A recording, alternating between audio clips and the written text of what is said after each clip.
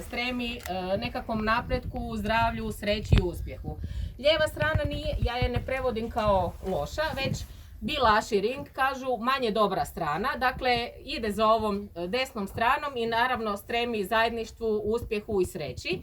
Ali isto tako desna strana je sve ovo što ste doživjeli do sada, što ste upoznali, što ste čuli, to je moja odgovornost.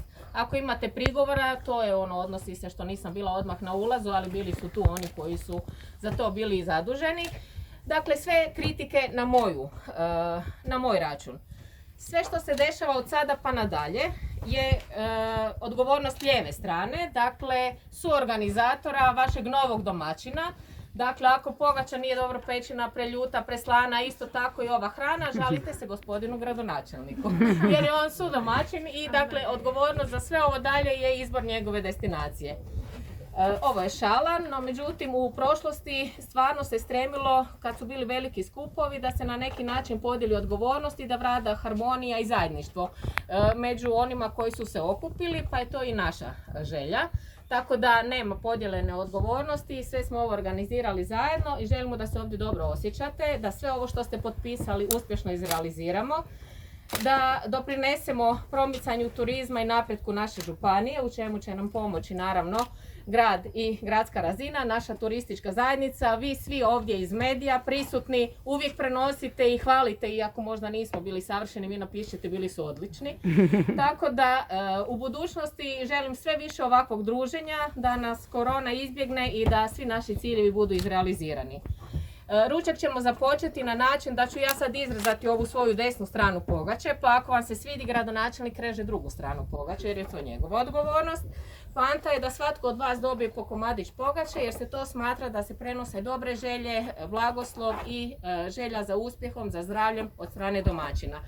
Pa evo ja vas na taj način želim i pozdraviti i želim vam da se ugodno osjećate, da vam ručak bude u tu slast i da se ponovno što prije ovako družimo.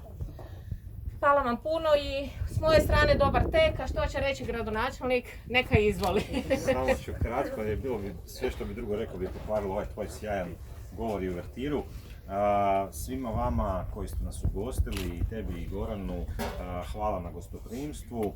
Svima vama, naravno, kao što sam vam želio, da vam turistička sezona, uvjetno rečeno, bude puno bolja nego što je bila prošla i što je ova današnja. A naravno, vašim obiteljima želim puno sreće, zdravlja, uspjeha i naravno sretan Uskrs i mir i blagostanje u ove uskršnje dane. Naravno, za kraj ništa drugo nego da uživamo u ovoj sjajnoj tradicionalnoj hrani što su nam priredili naši domaćini i želim vam svima dobar tek.